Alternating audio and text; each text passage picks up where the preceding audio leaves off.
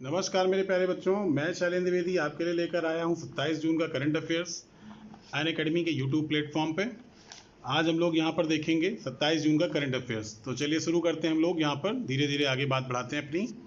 देखिए, मेरा परिचय है, मैं पिछले 11 सालों से कई इंस्टीट्यूट में पढ़ा रहा हूँ, बड़े बड़े, ये आपको ध्यान रखना है। UPPSC and UP triple SC के बारे में थोड़ी चर्चा कर लेते हैं।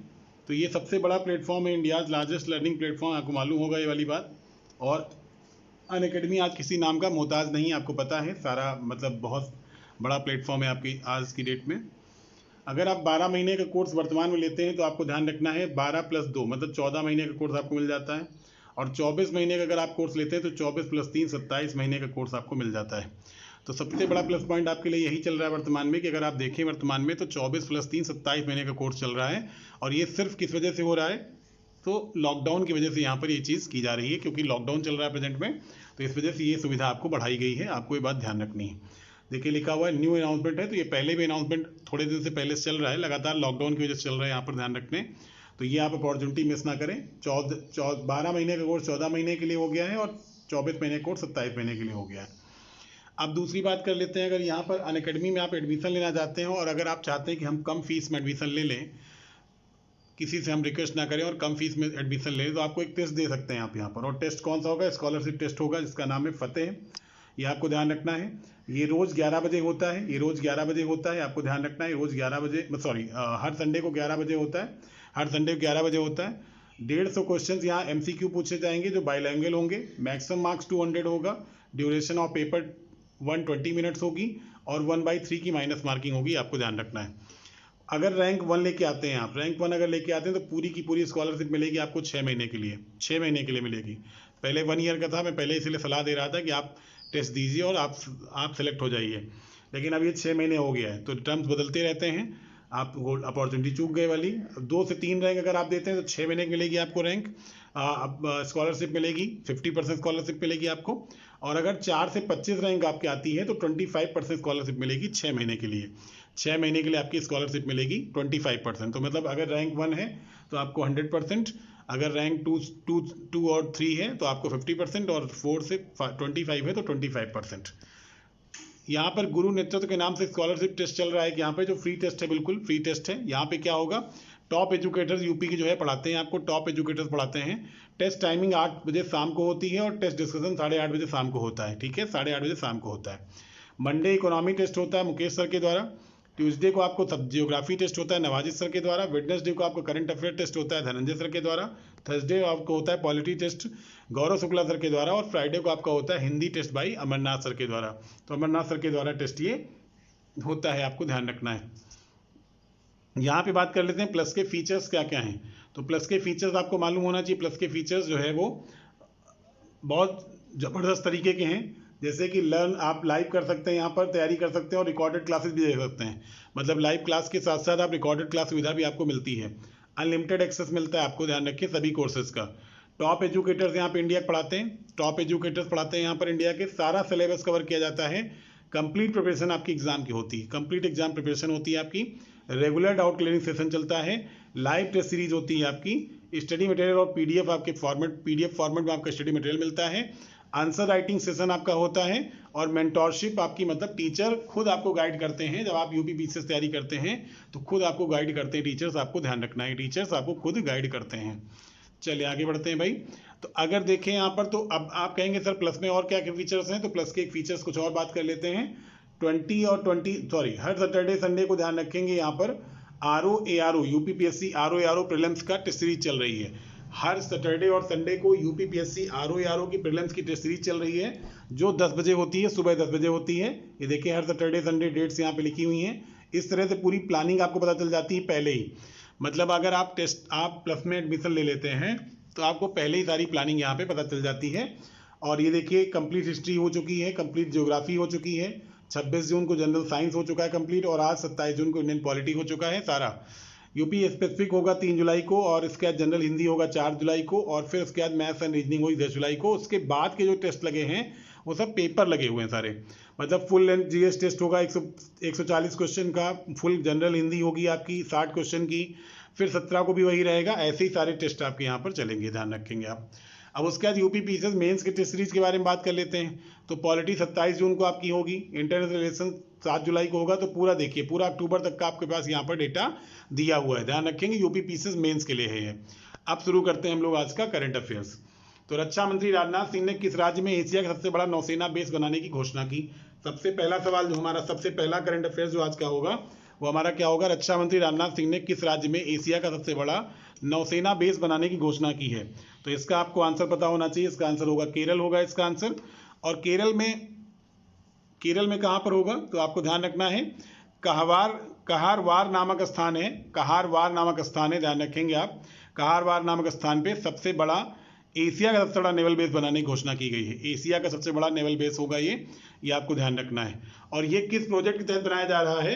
तो ये आपको पता होना चाहिए, सी बर्ड प्रोजेक्ट के तहत बनाया जा रहा है। सी बर्ड प्रोजेक्ट है, इसको मैं लिख देता हूं यहाँ पे, सी बर्ड प्रोजेक्ट। सी बर्ड प्रोजेक्ट होगा, सी बर्ड प्रोजेक्ट होगा ये। और इससे बनाया जा रहा है, आपको ध्यान रखना, इसी बेस पर ही बनाया जा रहा है, इसी बेस पर ही बनाया जा रहा है। सी बर्ड प्रोजेक्ट के नाम से प्रोजेक्ट है, इसके आधार पर यह बनाया जा रहा है। कौन सा? केरल में सबसे बड़ा नौसेना बेस बनाया जा रहा है, ठीक है। कहारवार नामक स्थान है वहीं पर। तो इसको आपको ध्यान रखना है, इंपॉर्टेंट क्वेश्चन होगा, क्योंकि सबसे बड़ा एशिया का सबसे बड़ा नौसेना बेस बनने जा रहा है, इसलिए इंपॉर्टेंट हो जाएगा। भारत का बनता तब भी हो जाता, लेकिन एशिया का बनने जा रहा है। और एशिया में मालूम है टोटल 48 कंट्रीज हैं, और 48 कंट्रीज में अगर सबसे बड़ा नेवल बेस बनने जा रहा है, इसका मतलब है कि आपको ये बात ठीक से पता होनी चाहिए। हाल ही में माइक्रोसॉफ्ट विंडोज ने कौन सा वर्जन लॉन्च किया है? तो माइक्रोसॉफ्ट विंडोज ने, जो ध्यान रखेंगे, विंडोज 11 लॉन्च किया है, 11 लॉन्च किया है। विंडोज 10 आपको मालूम होना चाहिए, विंडोज 10 से पहले चल रहा था, और ये जुलाई 2015 में लॉन्च हुआ था। जुलाई 2015 में लॉन्च हुआ था विंडोज 10, जुलाई 2015 में लॉन्च हुआ था माइक्रोसॉफ्ट विंडोज का विंडोज 10। अब लॉन्च हुआ है विंडोज 11। विंडोज 11 ध्यान रखें अपडेटेड वर्जन होगा, और इसमें कुछ चीज़ें ज़्यादा सुविधाओं वाली होंगी विंडोज 10 से। विंडोज 10 से ज़्यादा अच्छा फीचर्स तो यहाँ पे होंगे, तो ध्यान रखेंगे, ये आपको ध्यान रखना है। अब अगर बात करें कि हम लोग माइक्रोसॉफ्ट के बारे में थोड़ी चर्चा कर लेते हैं, माइक्रोसॉफ्ट के बारे में थोड़ी चर्चा कर लेते हैं। तो ये आपको ध्यान रखना है, तीसरी कंपनी बनी है, वर्ल्ड की 3rd कंपनी बनी है अभी हाल ही में, वर्ल्ड की 3rd कंपनी बनी है, ये 3rd कंपनी बनी है जिसने $2 ट्रिलियन डॉलर का बाजार पूंजीकरण हासिल किया है, मार्केट कैपिटलाइजेशन हासिल किया है $2 ट्रिलियन का। अब आप कल्पना करें कि भारत की 2.83 आसपास या 2.85 के आसपास पूरी इकोनॉमी है। पूरी इकोनॉमी जो है भारत की कितनी है, जीडीपी कितनी है, $2.5 ट्रिलियन, और $2 ट्रिलियन अकेले माइक्रोसॉफ्ट ने, ये आपको ध्यान रखना है,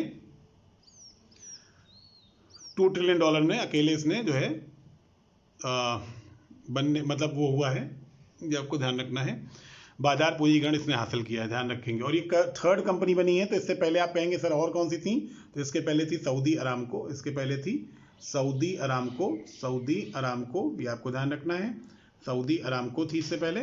और दूसरी आपकी ध्यान रखना है, दूसरी आपकी अमेरिका की थी एप्पल आपको पता है, मोबाइल आते रहते हैं, मोबाइल है, लैपटॉप है, सब आते रहते हैं, तो एप्पल। तो 3rd कंपनी आपकी बनेगी है, 3rd बन गई है विंडोज। और विंडोज के बारे में अगर आपसे पूछा जाए कभी, तो विंडोज का हेडक्वार्टर आपसे पूछते कभी, तो वाशिंगटन में होगा, ध्यान रखेंगे। और प्रेजेंट में इसके सीईओ कौन है? तो आप कह सकते हो सर सत्या नडेला जिसके सीईओ हैं, सत्या नडेला इसके सीईओ हैं। चलिए आगे बढ़ते हैं। नवे एशियाई मंत्रिस्तरीय ऊर्जा गोलमेज सम्मेलन की मेजबानी कौन करेगा? Who will host the 9th Asian ministerial energy round table conference? तो आपको बता देता हूं इसका मैं आंसर क्या है। इसका आंसर ध्यान रखें, इंडिया होगा, इसका आंसर इंडिया होगा। और ये 9th एडिशन, अच्छा लिखा ही हुआ है 9th एडिशन, ध्यान रखेंगे 9th एडिशन। लेकिन ये कब होगा? तो ध्यान रखें 2021 में नहीं है, 2022 में है, ये बात भी आपको ध्यान रखनी, 2022 में है। अब आप कहेंगे सर 2022 में है, तो 2021 में कोई सम्मेलन भारत में हो रहा है कि नहीं हो रहा है? तो बिल्कुल हो रहा है, ध्यान रखेंगे। ब्रिक्स का 13th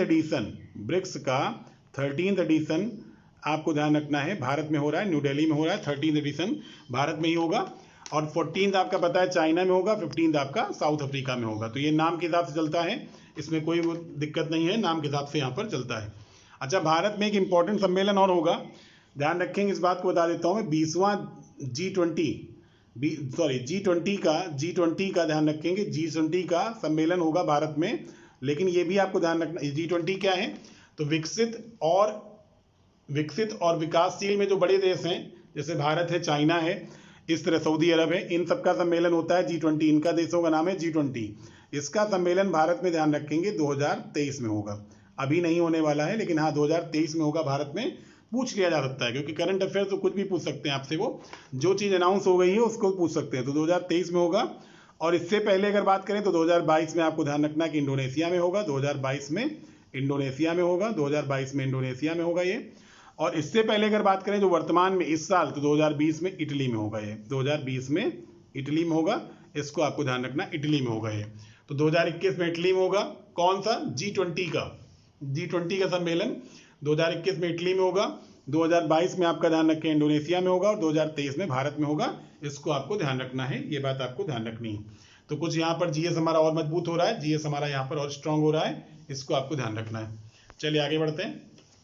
किस राज्य ने कवल प्लस योजना शुरू की है? कवल प्लस योजना शुरू की है, कवल प्लस योजना शुरू की है। तो आपको बता दूं मैं कि ये ध्यान रखेंगे आप, यहाँ पर केरल ने स्टार्ट की है, केरल ने स्टार्ट की है। इसको ध्यान रखेंगे 2020 में स्टार्ट किया गया था, दिसंबर 2020 में इसको स्टार्ट कर दिया गया था, लेकिन केवल 2 जिलों में, केवल 2 जिलों में पायलट प्रोजेक्ट के तहत शुरू किया था। पायलट प्रोजेक्ट का मतलब होता है कि कोई चीज़ शुरू करना है स्टार्टिंग में, मतलब अगर चल गई तो अच्छी बात है, नहीं तो फिर अगर नहीं चल पाई तो उसको क्विट कर दिया जाएगा उस योजना को। तो पायलट प्रोजेक्ट के तहत शुरू किया गया था।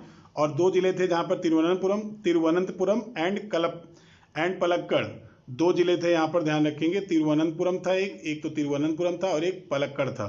तो इन 2 जिलों से, खैर इंपॉर्टेंट नहीं है कौन जिले थे स्टार्टिंग में, से नहीं पूछा जाएगा क्वेश्चन। पलक्कड़ था और दूसरा था तिरुवनंतपुरम। तो यहाँ पर 2 जिलों में स्टार्ट किया था, लेकिन अब इसको 5 जिलों में शुरू कर दिया गया है। तो इसका मेन पर्पज क्या है, पहले मैं बता दूं पर्पज क्या है इसका शुरू करने का पर्पज क्या है, इसका उद्देश्य क्या है। तो इसका उद्देश्य ध्यान रखेंगे कि बच्चों की देखभाल करना और यौन शोषण से उनको बचाना, उनको यौन शोषण से बचाना, मतलब उनकी सुरक्षा करना और बच्चों के यौन शोषण से उनको बचाना। ध्यान रखें, क्योंकि ये बहुत बड़ी समस्या है आज की वर्तमान में छोटे छोटे बच्चों के साथ भी यौन शोषण हो रहा है। तो इसके लिए उनको बचाना, ये इसका प्रमुख उद्देश्य है, ध्यान रखेंगे। और उनकी देखभाल करना, ये उसका परम उद्देश्य है। कौन सा देश अंतर्राष्ट्रीय सौर गठबंधन रूपरेखा समझौते की पुष्टि करने वाला पहला देश बन गया है? कौन सा देश अंतर्राष्ट्रीय सौर गठबंधन रूपरेखा समझौते की पुष्टि करने वाला पहला देश बन गया है? ये पहला देश ध्यान रखें इस तरह से नहीं बना है। ये पहला देश ध्यान रखेंगे जब 2021 में जब ध्यान रखें नया ये मामला यहाँ बना। नया मामला क्या बना, पहले बता देता हूँ इसकी पृष्ठभूमि क्या है।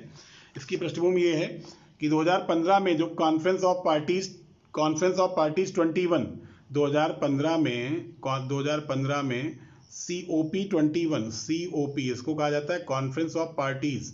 तो 21वां जब सम्मेलन हो रहा था, 21वां सम्मेलन हुआ, कॉप कहते हैं इसको, ध्यान रखेंगे। कॉप कहते हैं जलवायु सम्मेलन, इस तरह के जितने भी सम्मेलन होते हैं ये सब कॉप कहे जाते हैं। तो कॉन्फ्रेंस ऑफ पार्टीज 21 कहाँ पर हुआ था, तो ध्यान रखें पेरिस में। तो इसको पेरिस समझौते के नाम से जाना जाता है, इसको भी आपको ध्यान रखना है। पेरिस समझौता जलवायु सम्मेलन का आपको ध्यान रखना बहुत इंपॉर्टेंट है। पेरिस समझौता जाना जाता है, तो पेरिस समझौता है ये, पेरिस समझौता होगा। तो इसको पेरिस समझौता, तो ध्यान रखें पेरिस समझौते में क्या हुआ था, यहाँ पर अंतर्राष्ट्रीय सौर गठबंधन की स्थापना हुई थी। अंतर्राष्ट्रीय सौर गठबंधन, इसको कहेंगे इंटरनेशनल सोलर अलायंस, ISA, इसकी स्थापना हुई थी।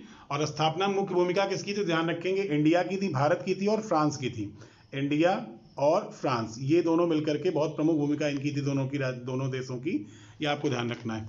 और इंडिया की प्रमुख भूमिका होने के कारण ध्यान रखें कि भारत में इकलौता ऐसा संगठन है जिसका मुख्यालय भारत में है। यह आपको ध्यान रखना है, इकलौता अंतर्राष्ट्रीय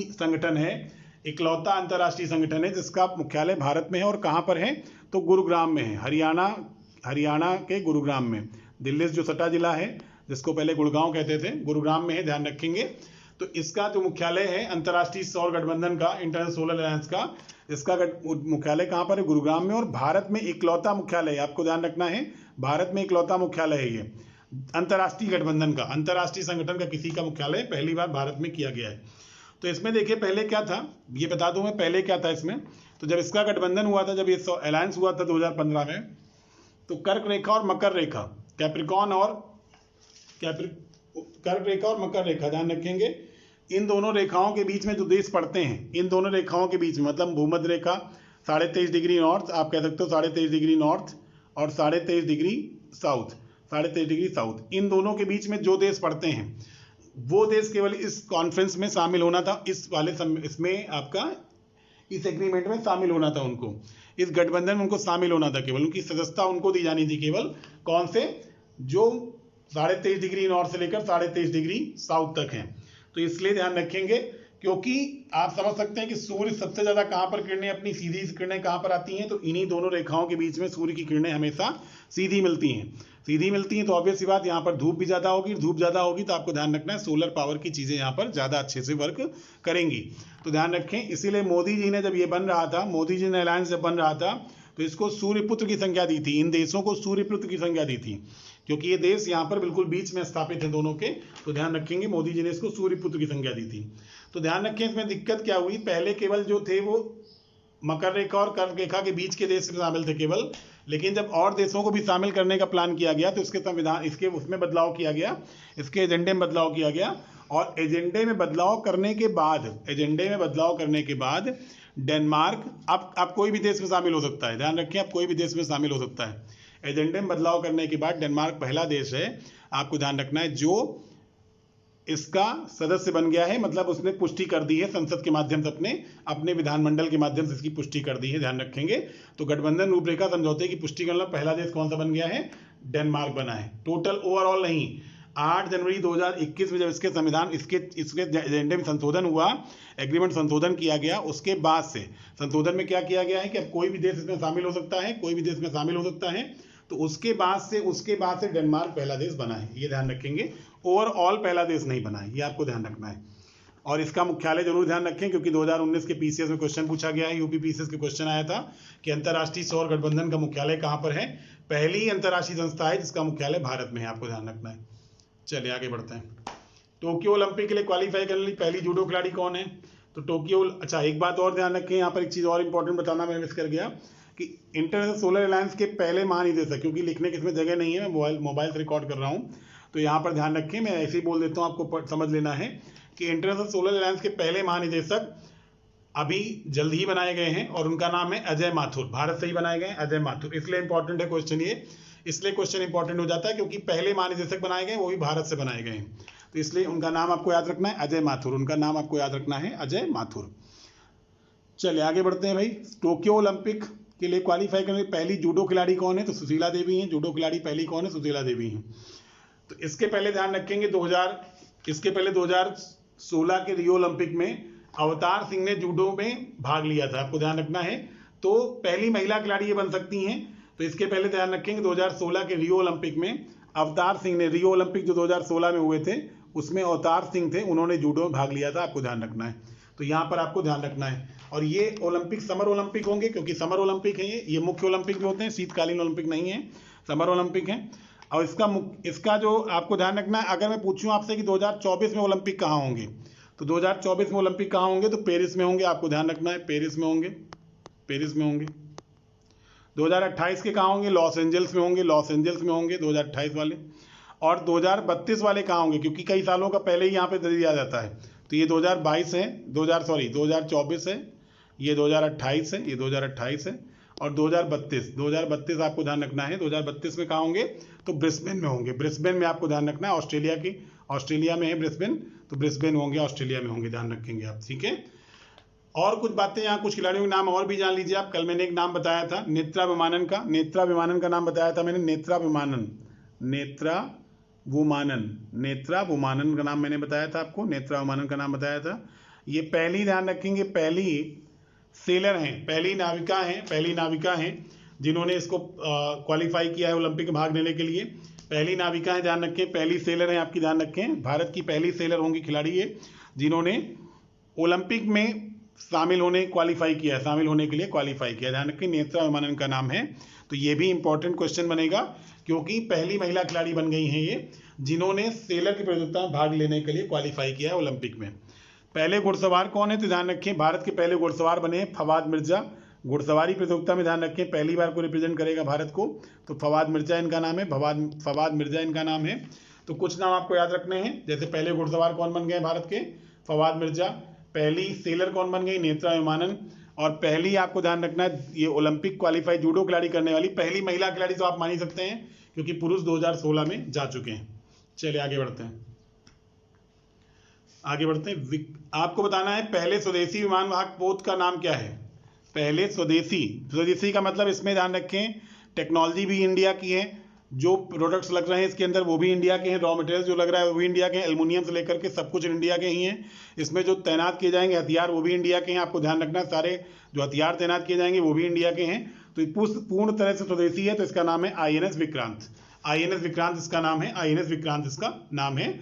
और ये उम्मीद की जा रही है कि 2022 तक नौसेना में शामिल कर लिया जाएगा, नौसेना में शामिल कर लिया जाएगा 2022 तक। अब आप कहेंगे सर इससे पहले कौन सा था, तो क्या भारत में अभी वर्तमान में कोई है कि नहीं है, तो भारत में ध्यान रखें INS विक्रमादित्य है। INS विक्रमादित्य अभी भी विमान वाहक पोत भारत में काम कर रहा है, विमान वाहक पोत भारत में काम कर रहा है, आपको ध्यान रखना है। और हमने ये 2014 में रूस से लिया था, ये हमने कहाँ से लिया था, तो रूस से लिया था, रूस से 2014 में लिया था। कौन सा, INS विक्रमादित्य, INS विक्रमादित्य लिया था, INS विक्रमादित्य लिया था। अब विक्रांत आपको ध्यान रखना है, विक्रांत किसके नाम पर रखा गया है, तो विक्रांत ध्यान रखें भारत का जो पहला विमान वाहक पोत था, भारत का जो पहला विमान वाहक पोत था जिसको हम लोगों ने ब्रिटेन से लिया था 1957 में, 1957 में भारत का जो पहला विमान वाहक पोत हमने लिया था ब्रिटेन से, उसका नाम भारत ने रखा था INS विक्रांत। तो उसी के ध्यान रखेंगे, उसी के नामकरण पर इसका नाम रखा गया है, क्योंकि ये पूरी तरह के स्वदेशी है। पहला तो हम लोगों ने लिया था, ब्रिटेन से खरीदा था हम लोगों ने, तो वो पहला वाला था, लेकिन अब ये पूरी तरीके स्वदेशी बनाया गया, इसलिए इसका नाम ध्यान रखें INS विक्रांत रखा गया है। ये जो पहला वाला विक्रांत था, ये पहला जो विक्रांत था, पहला जो विमान वाहक पोत था, इसको 1997 में रिटायर कर दिया गया, 1997 में रिटायर कर दिया गया है। और मुंबई के ध्यान रखें, मुंबई में गेटवे ऑफ इंडिया है, वहीं उसी के पास इसको खड़ा किया गया है, इसको रख दिया, इसका नाम अब बदल के रख दिया गया है IMS, इसका नाम बदल के रख दिया गया है IMS इसका नाम रख दिया गया है। और ये क्यों रखा गया है, तो इंडियन मेमोरियल शिप रखा गया, इसका नाम इंडियन मेमोरियल शिप रखा गया है, इंडियन मेमोरियल शिप रखा गया इसका नाम, तो IMS नाम इसका रख दिया गया है। और ये कहाँ पर है, तो ध्यान रखें गेटवे ऑफ इंडिया के पास इसको मेमोरियल में तब्दील कर दिया गया, म्यूजियम में तब्दील कर दिया गया, सॉरी इसका नाम इंडियन म्यूजियम शिप रखा गया है, इंडियन म्यूजियम शिप रखा गया है, IMS नाम रख दिया गया है। इसको कहाँ से लिया गया था, तो ब्रिटेन से लिया गया था। कब लिया गया था, तो 1957 में। लेकिन वर्तमान में अब कौन सा है, तो ध्यान रखें रसिया से हम लोगों ने लिया है INS विक्रमादित्य वर्तमान जो सेवाएं दे रहा है, और ये अपना जो बन रहा है 2022 में, ये 2022 में बनेगा। स्मार्ट सिटी में कौन सा शहर पहले स्थान पर रहा है, तो आपसे बात करूं मैं, तो ध्यान रखें इस बार जो 2020 में जो नया इंडेक्स आया है, जब जो नई वो लॉन्च हुई है रिपोर्ट्स, उसके आधार पे सूरत और इंदौर ये दोनों पहले नंबर पे हैं, ये दोनों पहले नंबर पे हैं। और 2019 में अगर मैं बात करूं, तो 2019 में ध्यान रखें जो रिपोर्ट आई थी उसके अनुसार सूरत था पहले नंबर पर, उसके अनुसार कौन था, सूरत था पहले नंबर पर। लेकिन वर्तमान में सूरत और इंदौर दोनों आ गए हैं, ये आपको ध्यान रखना है, सूरत और इंदौर दोनों आ चुके हैं। चलिए आगे बात कर लेते हैं। अगर राज्यों की बात करें, राज्यों में कौन सबसे स्मार्ट सिटी है, तो स्मार्ट है तो ध्यान रखें यूपी, उसके बाद नंबर 2 MP, उसके बाद नंबर 2 MP, और तीसरा आपका होगा तमिलनाडु, तीसरा आपका है तमिलनाडु। तो ध्यान रखेंगे राज्यों में कौन है, यूपी, MP और तमिलनाडु। एक बात और यहाँ पे ध्यान रखेंगे, यूटीज की अगर बात करें, यूटीज में ध्यान रखें मतलब यूनियन टेरिटरी में संघ शासित प्रदेशों में कौन नंबर पर है, तो चंडीगढ़ है। आपको ध्यान रखना है कौन सा है, चंडीगढ़ है। आपको संघ शासित प्रदेशों में सबसे नंबर 1 पे कौन है, चंडीगढ़ है। ठीक है, एक नया इस बार पुरस्कार शुरू किया गया है, नया पुरस्कार शुरू किया गया है कोविड इनिशिएटिव कैटेगरी, जिसका नाम है CIC, कोविड इनिशिएटिव कैटेगरी।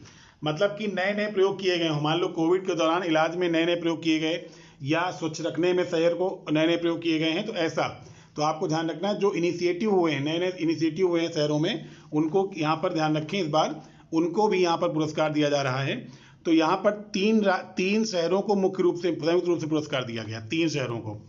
अब 3 शहरों में कौन है, तो यूपी का वाराणसी है, पहली बात तो आप ध्यान रखें, यूपी का वाराणसी प्रधानमंत्री जी का संसदीय क्षेत्र है। दूसरा आपका ध्यान रखेंगे कल्याण है, महाराष्ट्र का कल्याण है।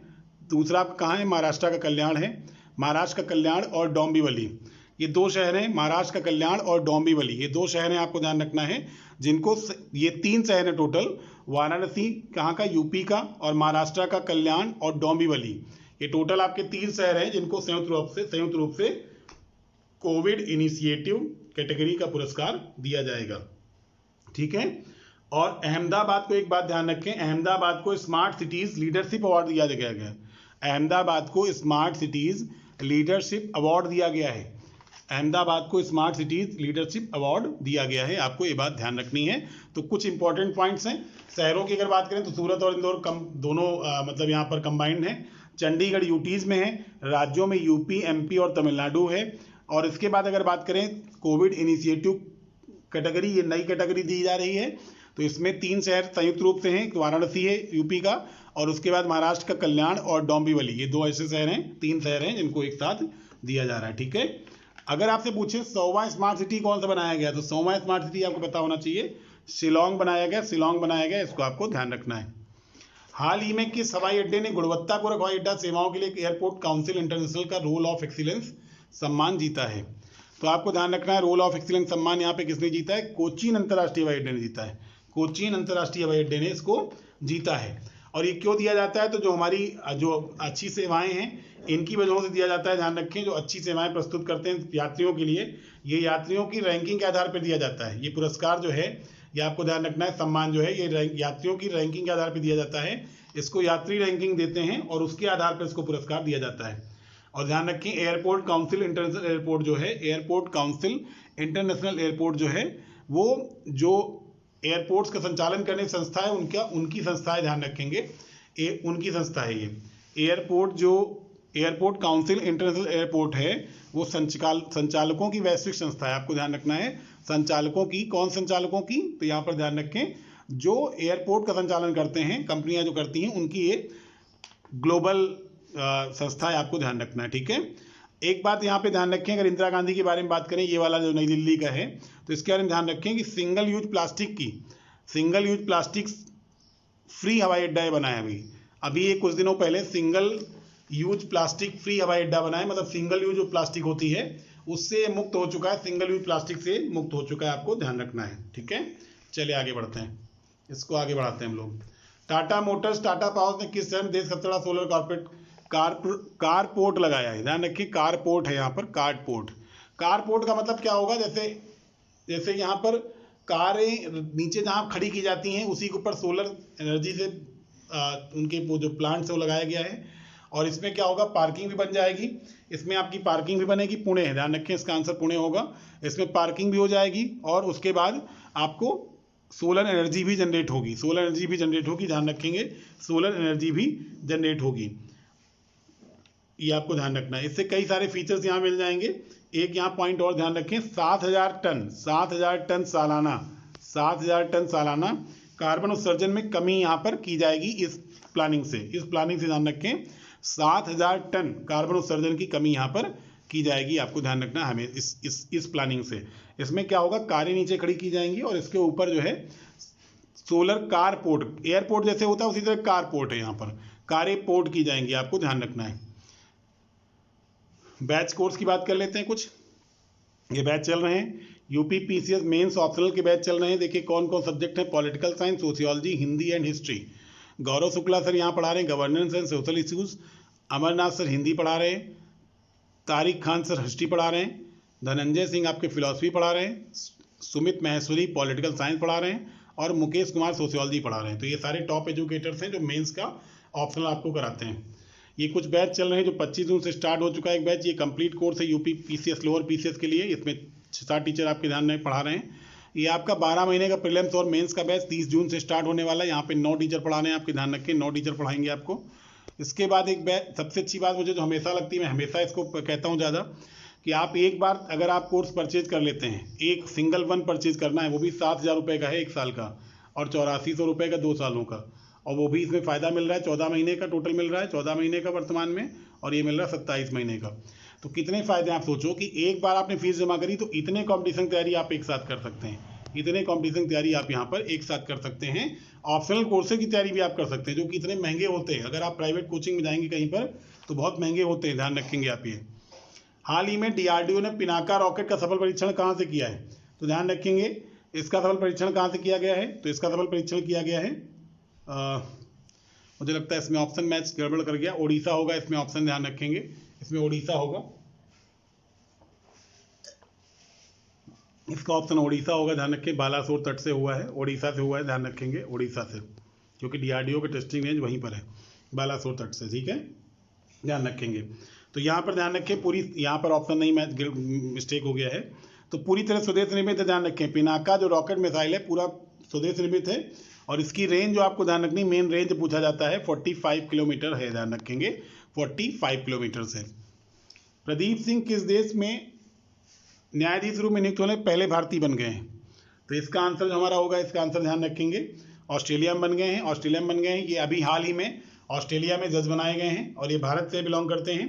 अच्छा, एक बात आप ध्यान रखेंगे, अभी हाल ही में कनाडा में बनाए गए हैं, और इनका नाम है महमूद जमाल। ये भी पहले भारतीय हैं। ध्यान रखें, कनाडा में महमूद जमाल, ये भी पहले भारतीय हैं जो जज बने कनाडा में। और ऑस्ट्रेलिया में कौन बने? प्रदीप सिंह। तो नाम दोनों याद रखेंगे आप लोग, नाम दोनों याद रखेंगे। ये तो कल का था। चलिए खैर, इसमें तहमीमा अमान होंगी, ध्यान रखें तहमीमा अमान होंगी। इसमें मैंने आंसर शीट नोट कर दी है। अगर आप मेरा कोड लगाते हैं शैलेंसर, यहाँ पर ध्यान रखें शैलेंसर मेरा कोड होगा। शैलेंसर अगर आप यहाँ कोड लगाएंगे तो आपको 10% डिस्काउंट मिल जाएगा तुरंत का तुरंत। 7,000 का कोर्स आपको 6300 का पड़ेगा, 8400 का कोर्स 7,560 का पड़ेगा, और 5600 कोर्स 5,040 का पड़ेगा। चलिए आगे बढ़ते हैं भाई। सुपर कॉम्बो सब्सक्रिप्शन, यहाँ पर ध्यान रखें बीपीएससी और यूपीपीएससी की तैयारी एक साथ आप कर सकते हैं। आप ध्यान रखें, यहाँ पर एक साथ तैयारी कर सकते हैं, ये आपके लिए बहुत फायदेमंद चीज़ है। यूट्यूब चैनल आपका अनअकैडमी का, आप इसको ज्वाइन कर लीजिए। टेलीग्राम चैनल आप ज्वाइन कर सकते हैं। चलिए मिलते हैं हम लोग अगली क्लास में। Thank you.